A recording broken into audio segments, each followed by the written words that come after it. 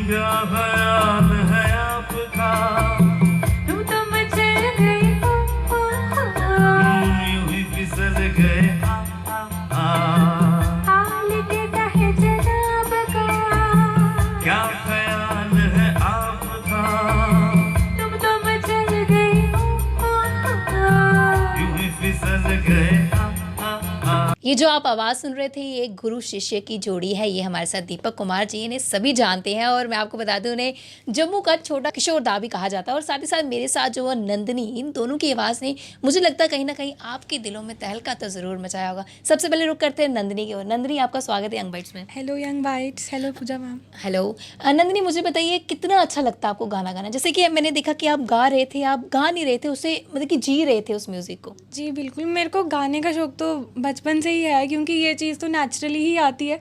और क्योंकि जो जैसे आपने देखा कि मैं इंजॉय करके गा रही थी, तो वो इसलिए होता है क्योंकि मैं दिल से म्यूज़िक से बहुत प्यार करती हूँ, इसलिए मुझे बहुत अच्छा लगता है जब भी मुझे गाना गाने का। कितना समय हो गया आपको म्यूज़िक से जुड़े हुए?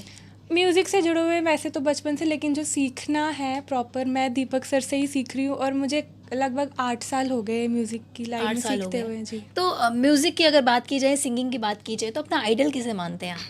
मैं जिनको अपना आइडल मानती हूँ, श्रेया घोषाल मैम, आज उनका बर्थडे भी है तो मैं उनको विश करना चाहती हूँ बहुत बहुत very very happy birthday Shreya ma'am को। तो आज उनके बर्थडे पे आप उनका कोई एक गाना गा लीजिए, उन्हें भी अच्छा लगेगा अगर जी हाँ, मुझे बहुत अच्छा लगेगा उनका कोई भी गाना गाते हुए। तो मैं आपको एक श्रेया मैम का एक सॉन्ग है थोड़ी देर, मैं वो सुनाने जा रही हूँ।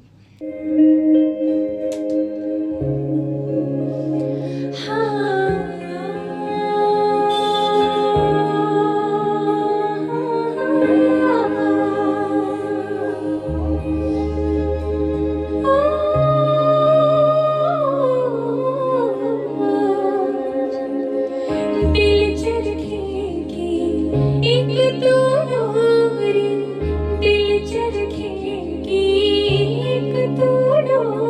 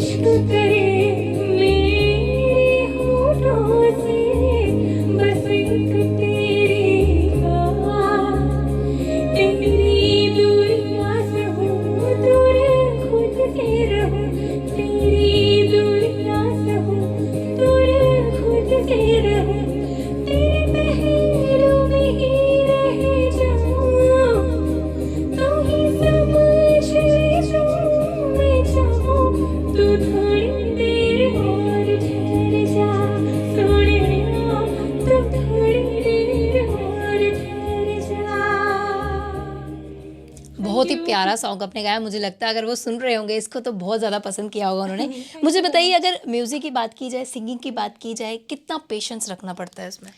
सिंगिंग एक ऐसा मतलब आर्ट फॉर्म कह सकते हो या जो भी है, इसमें मतलब मुझे लगता है सबसे ज़्यादा पेशेंस इसमें आपको रखनी पड़ती है, क्योंकि ये एक ऐसा फील्ड है जिसमें आप मतलब एक रात में आप सीख नहीं सकते, क्योंकि सिंगिंग में आपको बहुत ज़्यादा प्रैक्टिस करनी पड़ती है। मतलब जो भी अभी जितने भी बड़े बड़े आर्टिस्ट, जैसे मेरी आइडल जो हैं श्रेया मैम, इन लोगों ने बहुत ज़्यादा पेशेंस ही रखा है, सीख के पता नहीं कितने साल इन्होंने रियाज करके प्रैक्टिस कर करके ही एक आपने जिस तरह से कहा एक दिन का काम नहीं है, पूरा पूरा दिन लग जाता है रिहर्सल करते हुए, पूरा पूरा दिन हम प्रैक्टिस करते रहते हैं।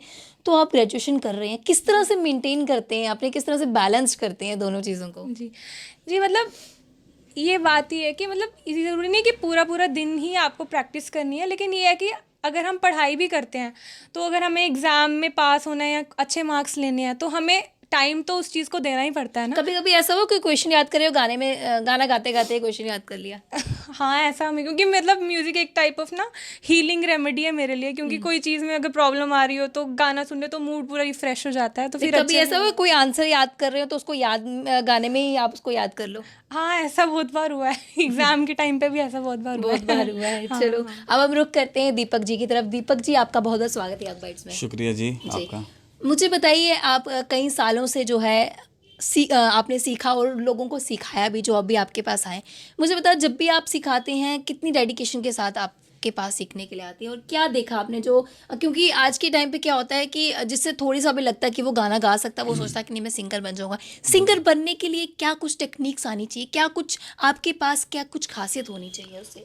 देखिए, सबसे पहले तो मैं ये कहना चाहता हूँ कि सिंगर बनने के लिए सबसे पहले अपने बात की नज़रिए से पेशेंस काफ़ी ज़रूरी है, और आपको चुनना पड़ेगा कि आपको सिंगर बनना है या नहीं बनना है। पहले अगर आपको शौक़ से गाना है, जैसे थोड़ा टाइम पास के लिए, अपने आप को थोड़ा एंजॉय करने के लिए, तो फिर तो आप ऐसे आजकल काफ़ी सारे सिस्टम इंटरनेट्स पे हैं, कैरोके सिस्टम या कुछ भी, उसी माध्यम से आप लोग अपने आप को एंजॉय कर सकते। लेकिन अगर आपने प्रॉपर सिंगर बनना है, उसके लिए आपको एक ट्रेनिंग चाहिए। पहले आपको एक बेसिक सीखना पड़ेगा, क्लासिकल म्यूज़िक जिसे हम शास्त्रीय संगीत कहते हैं। उसके बाद आपको एक परफॉर्मर बनने के लिए लाइट सिंगिंग की ट्रेनिंग बड़ी ज़रूरी है। जैसे आप कैसे स्टेज पे कैसे गाओगे, कैसे आपको माइक के लिए डिस्टेंस कितना चाहिए, माइक कैसा होना चाहिए, उसमें आपकी वॉइस क्वालिटी आपको खुद पता होना चाहिए कि नहीं मैं अभी गा रहा हूँ। हाँ, छोटी छोटी चीज़ों का ध्यान रखना है। इसमें आपको हर चीज़ की, जैसे क्लासिकल ट्रेनिंग और आपको लाइट वोकल की ट्रेनिंग जरूर लेनी चाहिए। जैसे कि आप पहले सीखते थे और आप सिखाते भी हैं, जब आपने सीखा था तो कितना पेशेंस आपको रखने पड़े? अरे वो अब बड़ी पुरानी बात है, लेकिन कहने का मतलब वो दिन भी अभी मुझे याद है कि जब मैं सीखने जाता था 2-3 बंदों के पास, काफ़ी सारे लोगों के पास, लेकिन उस टाइम वो सिखाने वालों में भी अलग एक बात नहीं होती थी। तो हम लोग वैसे छोटे छोटे थे, बच्चे थे, हमें भी इतना पता नहीं था, लेकिन शौक़ था कि सीखना है। लेकिन जितना हमने सीखा है अपने गुरुओं से, तो वो आज हमारे काम आ रहा है काफ़ी सारा। लेकिन अभी तो काफ़ी सारे प्लेटफॉर्म्स हैं, सिखाने वाले लोग भी हैं। उस टाइम मैं बोल रहा हूँ कि काफ़ी मेहनत करनी पड़ती थी। घर वाले भी थोड़ा कॉम्प्रोमाइज़ नहीं करते थे, बोलते थे कि किन चीज़ों में पढ़ गए हो, पढ़ो यार, ये क्या है, ये क्या ड्रामा है तुम लोगों का। तो पता नहीं ये कैसे इस लाइन में आ गया। वैसे बेसिकली मेरा जो अपना मैंने चुना था कि मैं पुलिस में जाऊँगा, ऐसे कुछ था मेरा भी। वॉलीबॉल प्लेयर भी हूँ मैं, नेशनल मैंने खेली हुई हैं। तो फिर मेरा थोड़ा सा, मेरे जितने भी फ्रेंड्स थे उस टाइम वो सभी अभी पुलिस में ही हैं सब लोग। तो मेरा भी यही था कि हम लोग भी जॉब करेंगे, लेकिन पता नहीं इस लाइन में कैसे घुस गया, घुसते कहीं बोलते ना जहाँ चाह होती है वहाँ राह खुद ब खुद बन जाती है। तो आपने सोचा बहुत कुछ होगा, लेकिन चाह जो थी आपकी वो इसी और थी।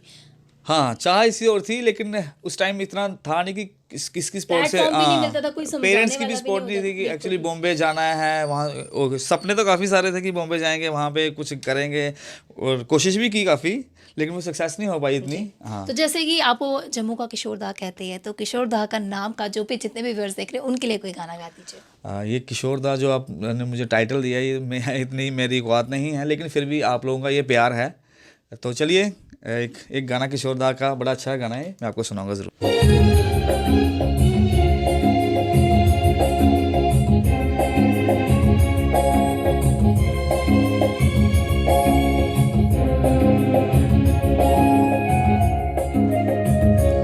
जिंदगी के सफर में गुजर जाते हैं जो वो फिर नहीं आते।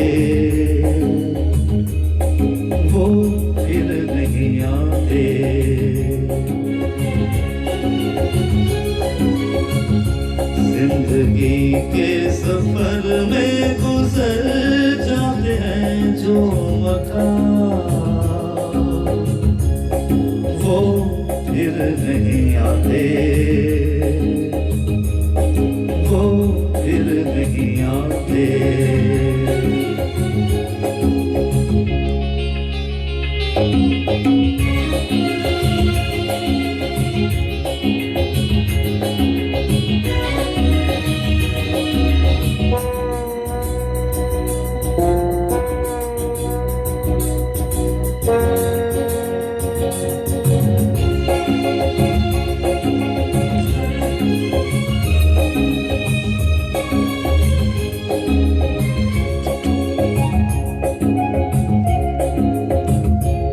फूल खिलते हैं, लोग मिलते हैं, फूल खिलते हैं, लोग मिलते हैं, मगर पतझड़ में जो फूल मुरझा जाते हैं, वो बहारों के आने से खिलते नहीं। कुछ लोग एक रोज जो बिछड़ जाते हैं, वो हजारों के आने से मिलते नहीं। उम्र भर चाहे कोई पुकारा करे उनका नाम, वो फिर नहीं आते, वो फिर नहीं आते। थैंक यू, शुक्रिया। तो ये आवाज़ सुन रहे थे आप दीपक जी की, और दीपक जी बहुत बढ़िया आप गाना गाते हैं। ऐसा लग रहा था 1 मिनट के लिए कि किशोर जी को ही हम सुन रहे हैं कहीं ना कहीं। मुझे बताइए, किशोर जी के आप नाइट, आप उनका वो करवाते हैं प्रोग्राम, किशोर नाइट के नाम जी, से जी, करवाते हाँ, हैं, जी, 2 जी। साल से आप लगातार करवा रहे हैं। हाँ, तो ये कितना प्रोत्साहन मिलता है आपको? काफ़ी सारा मतलब हेल्प मिलती है लोगों की, लेकिन कहने का मतलब ये भी हमारे 3rd सीज़न था, किसी डिस्टरबेंस की वजह से, अभी कोरोना वायरस की वजह से हमें उसको थोड़ा सा आगे करना पड़ा। अभी 15 मार्च को था हमारा ये शो, तो सबकी सपोर्ट है मेरे पास चलो वो साथ। तो होगा ही होगा, लेकिन हाँ। कितना अच्छा लगता है, लोगों को कितना अच्छा। प्यार मिलता है, क्योंकि कहीं ना कहीं हम कहते हैं ना कि जब तक लोगों का प्यार नहीं मिलेगा तब तक हम आगे नहीं बढ़ पाते हैं। जैसे आपका पहला सीजन हुआ, दूसरा हुआ, तीसरा आप करवाने जा रहे हैं बहुत जल्द। पूजा, बात करें कि प्यार की, ऐसे आप लोग बोल रहे हो, प्यार और साथ की, काफ़ी सारा मुझे साथ है, लोगों की काफ़ी सपोर्ट है। जैसे मेरे जो स्पॉन्सर्स हैं, अभी आप देखो जम्मू में एक इस टाइप का शो करवाना काफ़ी मुश्किल है। अपने आप, मैं इतना बोलना चाहता हूँ कि अपने आप को प्रूव करना बड़ा मुश्किल है। अभी स्पॉन्सर्स जो मेरे साथ जुड़े हुए हैं, वो लास्ट टाइम भी मेरे साथ थे कुछ, इस बार कुछ नए स्पॉन्सर्स भी हमारे साथ जुड़े हैं। तो ये शो तो होगा ही, और इतना अच्छा, मुझे इतना अच्छा लगता है कि मैं चाहता हूँ कि मैं खुद से अपने जेब से पैसे डालकर ये शो करवाता हूँ।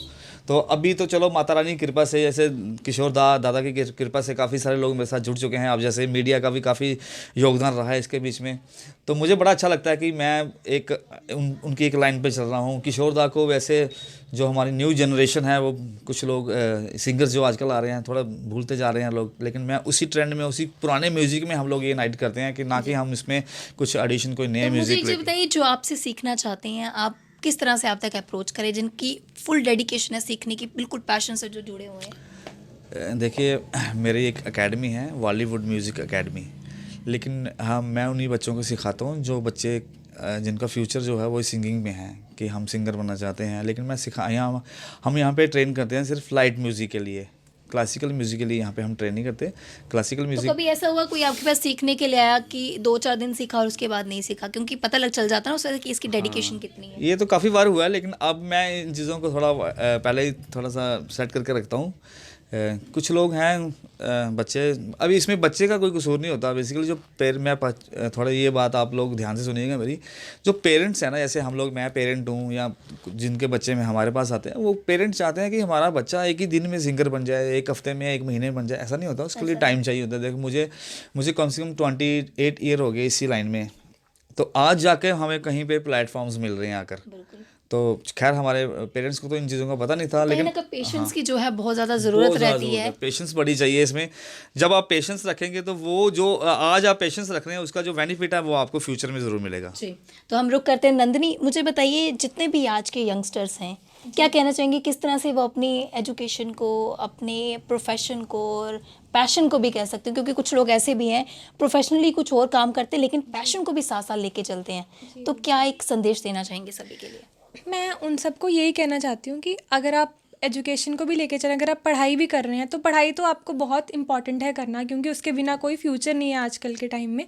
लेकिन अगर आपका कोई पैशन है, जैसे मैं अपनी बात में सिंगिंग की फील्ड में आगे बढ़ना चाहती हूँ, तो ये है कि आपको दोनों चीज़ों को बैलेंस करना पड़ेगा। अगर आप टाइम पढ़ाई को दे रहे हो तो आपको इसको भी टाइम देना पड़ेगा, ताकि आप दोनों में से किसी भी एक चीज़ में पीछे ना चले जाओ। जी, बहुत अच्छा मैसेज जो है नंदिनी ने दिया कि हम सबको बैलेंस करके चलना चाहिए। अगर हमारी पढ़ाई की ओर भी डेडिकेशन काफ़ी ज़्यादा है और अगर किसी पैशन की ओर आप चल रहे हैं तो अगर उसकी तरफ जाना था तो दोनों को जो टाइम बराबर देना बहुत ज़्यादा ज़रूरी है। दीपक जी, आप क्या एक मैसेज देना चाहेंगे सभी व्यूअर्स को, और साथ ही साथ ये भी जानना चाहूँगी कि अब किशोर नाइट्स सीज़न 3 कब होगा? ये तो मैं बता नहीं सकता कि किशोर नाइट सीज़न 3 कब होगा, लेकिन होगा बड़ी जल्दी, क्योंकि ये कोरोना वायरस थोड़ा इस लोगों के दिमाग में घुसा हुआ है जो चीज़, तो ये ठीक हो जाए, इसका थोड़ा असर कम हो जाए, उसके बाद हम लोग जैसे ही हमें डेट्स मिलेंगी तो हम लोग आपको अपडेट करेंगे। और मैसेज यही देना चाहूँगा कि आप पढ़ाई भी करें साथ में, और सिंगिंग अगर आपका पैशन है तो इसको भी आप अपने तरीके से चलाएं अच्छी तरह, और सीखें ज़रूर, क्योंकि सीखना बड़ा ज़रूरी है। ये कुछ लोग सीखना ये नहीं कि आप, मैं ये भी बता दूं कि कुछ लोग बोलते हैं कि हम क्लासिकल नहीं सीख सकते, कि हमारे पास इतना टाइम नहीं है, क्योंकि क्लासिकल के लिए समय चाहिए होता है।